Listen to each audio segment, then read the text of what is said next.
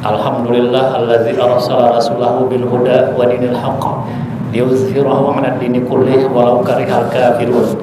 Asyhadu an la ilaha illallah wahdahu la syarikalah wa asyhadu anna sayyidina Muhammadan abduhu wa rasuluh. Allahumma fasholli wa sallim ala hadzal nabiyil karim wa ala alihi wa ashabihi ajmain wa man tabi'ahum bi ihsanin ila yaumiddin. Amma ba'du. Fa ya ayyuhal hadirun rahimakumullah. Sebelum kita sambung pengajian kita yang lalu, tausiah kita yang lalu, saya ingatkan kembali bahwa sebelumnya saya ada ngomong begini, kalau kita menanya anak kita, ya kan, sesuai dengan surat Luqman, cerita anak dia kepada anaknya, ya bunayya aqimis sholah, kan ada ayat itu kan. Jadi kalau kita bertanya kepada anak terutama, sudah sholat nak? Nah, berarti kan pertanyaan itu ditujukan kepada orang yang muslim, gitu kan, sudah sholat. Nah, kalau enggak muslim kan enggak kita tanya itu. Nah, itu dulu sebelum turun zikir Allah ini. Pertanyaannya kan gitu, sudah sholat nak? Gitu. Setelah turun zikir Allah ini, perintah zikir Allah ini, maka pertanyaannya, sudah zikir nak? Nah, gitu, sudah zikir nak? Sudah zikir. Nah, karena orang yang zikir ini, zikir Allah ini, sudah pasti sholat dia. Gitu. Kalau enggak, di mana dia? Cemana dia mau melakukan zikir Allah kalau enggak sholat? Karena amalan zikir Allah-nya diletakkan setelah sholat fardu. Nah, itu jadi pertanyaannya, sudah zikir nak? Nah, jadi kalau ditanya itu sudah pasti yang kita tanya itu orang yang sholat. Setelah berlalu masa sampai ke masa ini, setelah itu sampai zikir Allah di ke seluruh penjuru dunia ini, di masa pertama, di masa Maulana Syekhnya ini, maka pertanyaannya sekarang, sudahkah zikirnya terpimpin? Itu ini udah banyak orang zikir Allah ini, udah berapa puluh tahun nih. Nah sekarang pertanyaannya, sudahkah zikirnya terpimpin? Nah itulah dia, itu kata kuncinya, sudahkah zikirnya terpimpin? Itu. Nah, bagaimana yang terpimpin itu? Nah, ini ciri-cirinya. Kalau kita berjemaah berzikirnya, maka yang makmumnya itu hanya dibenarkan berzikirnya zikir petunjuk. Orang yang dapat petunjuk dan menunjuki, dapat petunjuk dan menunjuki. Kalau dia makmum, dia zikirnya zikir petunjuk aja. Allah, Allah, Allah, Allah, Allah, Allah. Nah, itu zikir petunjuk. Kalau imamnya berzikirnya zikir menunjuki. Allah. Dia aja itu yang begitu. Jangan nanti makmumnya ada juga yang begitu. Itu enggak terpimpin dia. Nah, ini disampaikan di pengajian ini, di mana nanti kesempatan sebelum kita tambah gaji, kita ingatkan itu salah satunya. Allah, Allah.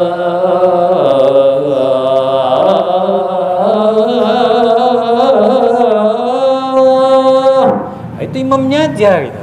Kalau zikir makmumnya ya udah Allah, Allah, Allah. Nah, yang panjang tadi itu zikirnya menunjuki. Begitu penjelasannya. Kalau yang zikir biasanya pendek, Allah, Allah, itu zikir betul. Mungkin ada yang belum siap doa tawasulnya, tunggu dulu gitu kan. Nah, dilamakannya dia membaca doa tawasul itu. Nah, kira-kira udah dirasanya udah siap tuh orang makmumnya. Supaya nanti serentak. Itu satu kode etiknya juga. Oke. Kemarin kami sudah bicara tentang amalan mufaridiyah. Kita ini ya zikir. Kita ini kan berzikirnya, berzikir kita ini. Seharusnya kita mengerti itu tentang zikir itu.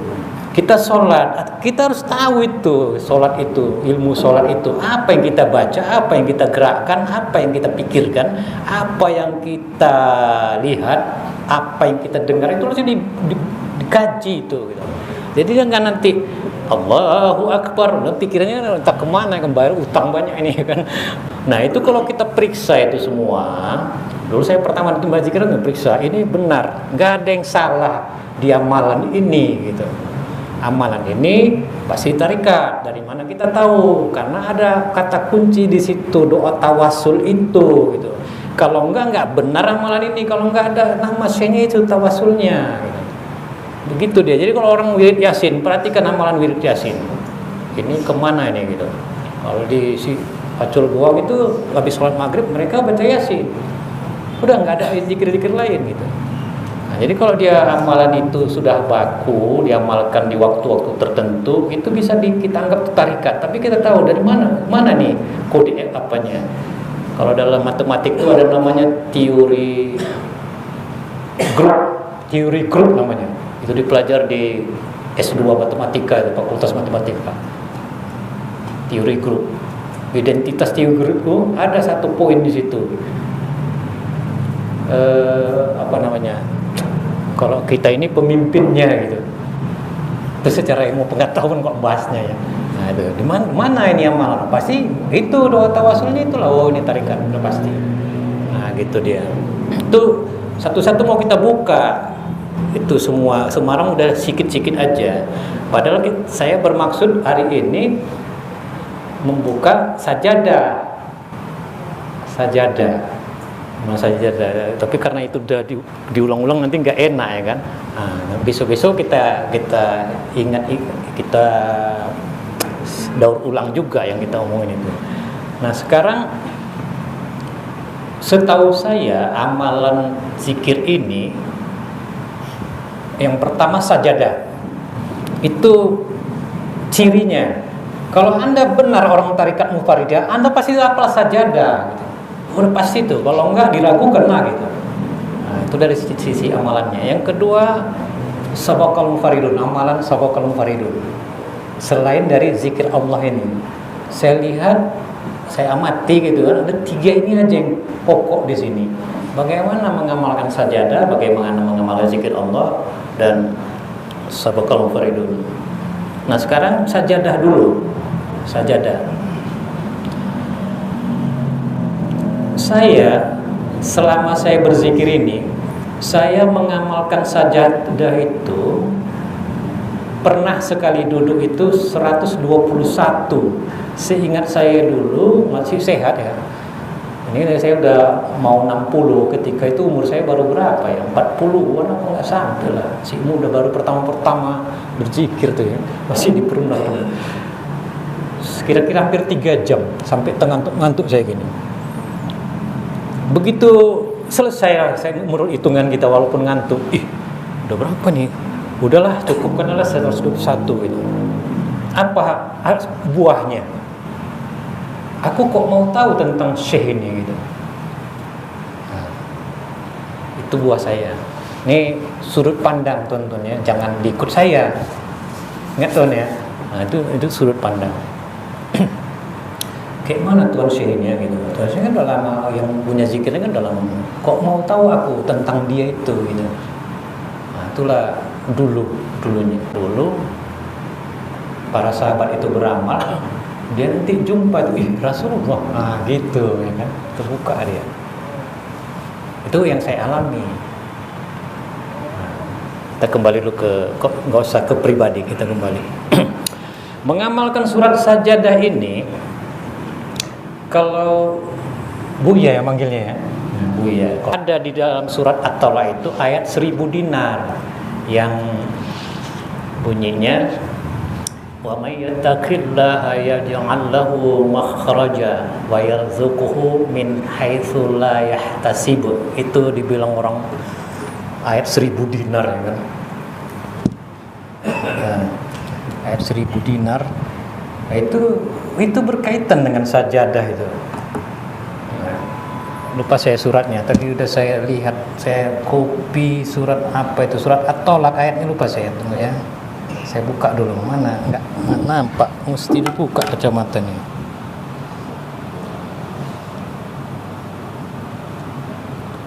ayat 1000 dinar. Waduh, gimana itu? Biar besok Bapak Ibu tuan buka juga. Ayat berapa ini? 2 sampai 3 ya. Iya. Surat At-Tolak ya. Nah, ayat 1000 dinar. Wa may yattaqillaha yaj'al lahu makhraja wa yarzuqhu min haitsu la yahtasib. Siapa wa may yattaqillah, dan barang siapa lan sopone wong, kalau orang Jawa itu ngaji di sana, iku yattaqi toko sopoman. Nah, kira-kira gitulah. Bahasa Indonesia aja lah. Siapa orang yang bertakwa kepada Allah, Allah akan kasih jalan keluar. Wa may yattaqillah yaj'al, maka Allah memberi jalan keluar. Wa yarzuquhu min haitsu la yahtasib, dan dia memberi rezeki yang tidak disangka-sangka. Itu susunan bahasanya itu syarat dan jawab. Jadi syarat kalimat syaratnya apa? Wa may yattaqillah, siapa orang yang bertakwa. Wa may yattaqillah, wa may yattaqillahu yaj'al lahu, maka dijadikan Allah itu jalan keluar baginya. Jadi kalimat maka dijadikan itu jalan keluar, diberi jalan keluar itu jawab dari fi'il syarat tadi. Jadi itu pasti gitu kalau secara tata bahasa. Siapa yang bertakwa kepada Allah, Allah pasti kasih jalan keluar kalau dia ada kesusahan. Menurut pengalaman saya, walaupun saya nggak banyak baca sajadah, sekarang ini saya sekali duduk 25 payah, paling 11 sudah paten itu. Aduh capek kan, bisa ada tua. Nah, tuh sikit memang. Satu malam tuh harusnya sekurang-kurangnya 25 kali. Saya tahu itu, tapi dilantak juga nggak mau tahu kan gitu. Bukan nggak mau tahu, ya itulah. Nah, jadi kere lah kita, memang kere, jamaahnya banyak masalah ya kita akuin. Tuan-tuan kan kere semua nih kan, pasti nggak udah tahu kita, apalagi beliau ya ini nggak banyak baca sajadah. Ya memang dikasih juga jalan keluar karena bacanya sikit. Nah, jadi kesimpulannya siapa orang yang mengamalkan sajadah itu orang bertakwa. Nah, gitu. Jadi kalau ditanya apa itu takwa? Oh itu menjauhi larangan Allah, melakukan perintahnya. Itu secara fatwa ulama yang di kitab. Takwa itu apa? Oh itu menjalankan perintah Allah dan menjauhi larangannya. Kalau saya enggak, itu benar, tapi saya enggak begitu mengenai. Ini orang takwa enggak? Siapa orang yang diberi jalan keluar oleh Allah dalam kesulitannya, itu berpotensi menjadi orang takwa. Tapi orang yang mengamalkan sajadah ini pasti orang bertakwa. Itu dasarnya gitu. Jadi ngapain dicari-cari lagi? Kemana ini gitu? Nanti berhubung-hubungan tuh nanti ayat-ayat itu termasuk dengan ya allazina amanu, hai orang-orang yang beriman, kamu jangan mati dulu sebelum masuk Islam. Aja berkaitan tuh nanti semua. Maksudnya kamu jangan mati dulu sebelum berzikir. Nah, gitu. Nanti berkaitan. Itu paling tidak memang diingatkan itu satu hari itu 25 kali. Satu hari harus 25 kali itu. Jadi setelah sholat tuh kalau bisa 5 kali dia gitu. Itu sekurang-kurangnya itu. Tapi saya pun belum bisa juga seperti itu. Maklum aja lah ya kan. Cuma yang muda-muda ini mana itu harus ada pengalaman itu. Coba baca banyak-banyak. Itu satu. Jadi masih sajadah. Nah, mari kita buka 1-2 ayat dari sajadah itu. Itu tadi saya takut ada yang terlewat karena udah terlalu lama tadi kita menunggu. Takut ada yang terlewat sebelum masuk ke ayat. Udahlah kita anggap aja besok-besok kalaupun ada yang lupa. Mari kita masuk ke ayatnya itu. Yang pertama, A'udzubillahi minasyaitonirrajim. Bismillahirrahmanirrahim. Alif lam mim. Alif lam mim. Alif lam mim. Allahu a'lamu bimuradihi. Kalau di kitab tafsir itu ditulis seperti itu. Allah yang lebih tahu maksudnya, maksud kode etik alif lam mim ini. Alif Lam Mim. Nah, itu kan ayat-ayat yang mutasyabihat, ayat-ayat yang samar. Ulama membuatnya gitu, ayat-ayat yang samar. Jadi pangkal ayat-ayat itu kan banyak yang seperti itu kan, Yasin misalnya, Shod, Kah, Ya, Ain, Shod dan sebagainya lah. Itu kan kode etik. Apa gunanya ada kode etik itu kalau sebuah kerajaan? Kalau nggak ada kode etiknya, kayaknya kayak main-main nih suratnya kan gitu. Itulah menandakan itu benar kan gitu dia. Benar tuh Quran itu. Ayat kedua. Tanzilul kitab la raiba fihi min rabbil alamin. Tanzilul kitab la raiba fihi min rabbil alamin. Tanzilul kitab la raiba fihi min rabbil alamin. Gitu dia kira-kira ya. Kalau tanzilul kitabi, diturunkan kitab itu. Kalau di surat Yasin, dia Yasin wal Qur'anil Hakim, demi Al-Qur'an yang maha bijaksana ini, atau demi Al-Qur'an yang maha bijaksana itu. Kenapa dibikinnya Al-Qur'an di situ? Kenapa enggak wal kitabil hakim? Itu kan enggak asal-asalan tuh Allah membuatnya seperti itu. Di situ dibikinnya langsung Al-Qur'an. Al-Qur'an Al-Hakim, demi Al-Qur'an yang maha bijaksana ini. Berarti nggak bisa kita tafsir lagi tuh. Yang dimaksud ya itulah gitu. Yang diturunkan kepada Muhammad Rasulullah itu. Karena dipakainya Al-Qur'anil, pakai Al-Qur'an situ. Nggak bisa ditafsir lagi. Ini maksudnya Al-Qur'an apa? Yang mana? Ya udah itulah dia gitu yang diterima Muhammad Rasulullah itu. Tapi kalau di sini Tanzilul kitab, diturunkan kitab itu. Kitab yang mana ini? Ini ayat kan bisa dipakai di zaman Nabi Musa ya kan? Diturunkan kitab itu, kitab Musa itu. Ya sama dia lah, di zaman dia ceritanya. Kalau di zaman Muhammad ya Al-Qur'an lah ini, tanzilul kitabnya, diturunkan kitab itu. Kita kan nggak di zaman Nabi nih kan? Zaman kan nggak zaman Nabi gitu. Nabi-nya kan iya, itu pula ya, macam. Diturunkan kitab itu, kitab yang mana gitu. Kalau di zaman Mahdi ya kitab Mahdi lah. Apa mana rupanya kitabnya itu? La raiba fihi, tidak ada satupun. Kalau dibikinkan ada kata huruf la, setelahnya itu isim nakirah, raibar. Kalau dia ada alif lam itu isim ma'rifah namanya. Maka dia menafikan semuanya gitu. Misalnya la ilaha, ilaha itu isim nakirah, maka diartikan tidak ada satupun Tuhan. Nggak ada, dinafikannya semua gitu. La ilaha, tidak ada itu semua Tuhan itu. Illallah, kecuali Allah. Nah itu maksudnya la raiba itu.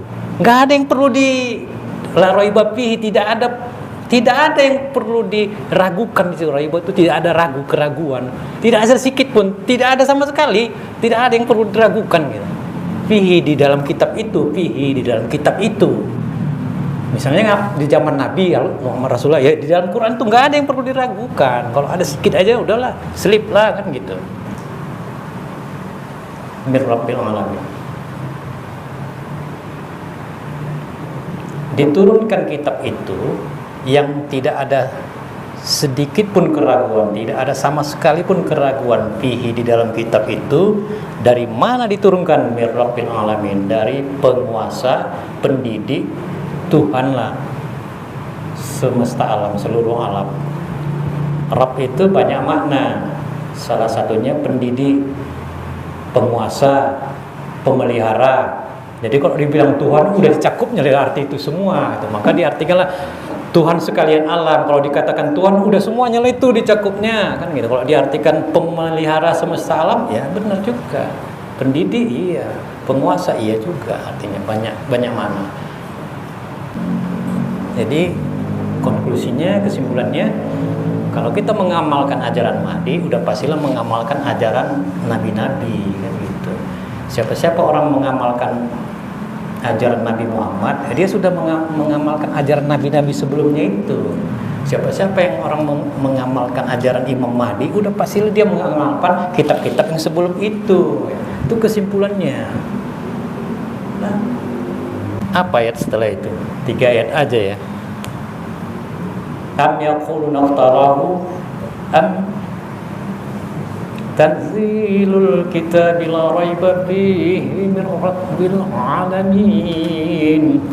Am yaquluna iftarahu bal huwal haqqu min rabbik litunzira qauman ma atahum min nazirin min qablika la'allahum yahtadun.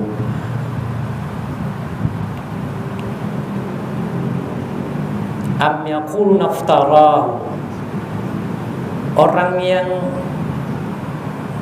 sampai sama dia berita kitab itu, kalau di zaman Nabi Al-Quran itu yang sampai kitab itu sampai kepada mereka itu apa dibilangnya? Itu kan yang dibikin-bikinnya aja itu gitu. Gitu juga di sini nanti. Itu pandai-pandai dia aja itu gitu. Am yaquluna iftarahu bal huwal haqqu min rabbik. Kalau orang kafir itu yang tidak percaya bilang ya itu kan pandai-pandai Muhammad aja itu ngarang cakap dia itu kitab itu. Itu pun besok-besok gini juga itu pandai-pandai itu. Bal huwal haqqu min rabbik. Bahkan tidak, itu memang datang dari Tuhanmu. Untuk apa? Litunzira qauman ma atahum min nazirin min qablika la'allahum yahtadun. Untuk supaya litunzira, kamu dapat mengingatkan, memberi ingat kepada kaum yang belum pernah datang seorang pemberi ingat, seorang rasul misalnya kepada mereka. La'allahum yahtadun. Mudah-mudahan mereka mendapat petunjuk. Kalau di zaman Nabi Muhammad,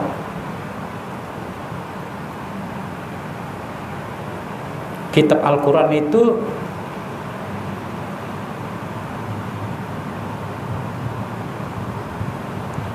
fungsinya kan untuk mengingatkan mereka yang sudah dapat kitab, ingatkan, atau orang-orang yang tidak pernah mendapatkan peringatan itu, kitab itu, supaya mudah-mudahan mereka mendapat petunjuk. Kan sama aja di sini ya kan, perjalanan ini. Itu apa gunanya yang disampaikannya itu? Ya mungkin orang-orang sebelumnya belum pernah dapat. Begitu dia tahu, mudah-mudahan dia dapat petunjuk. Lalu dia ikut, kan gitu. Itu baru berapa? Tiga ayat tadi ya, kira-kira. Itu aja lah dulu ya. Ada malam kali. Nah, 3 ayat. Ingatlah itu, teman-teman. Sajadah baru sedikit dah buka ya. Lebih kurang itu saya mohon ampun kepada Allah dan hadir mohon izin. Nah, demikian saja malam ini, tak usah dulu tanya jawab. Mudah-mudahan insyaallah ada kesempatan di malam yang berikut. Nah, gitu saja saya akhiri. Billahi taufiq walhidayah. Assalamualaikum warahmatullahi wabarakatuh. Mari kita tutup aja. Innallaha wa malaikatahu yusholluna 'alan nabi ya ayyuhalladzina amanu shallu 'alaihi wa sallimu taslima. Allahumma salli ala sayyidina Muhammad. Taqabbalallahu minkum wa minkum taqabbal ya karim. Kalau koridor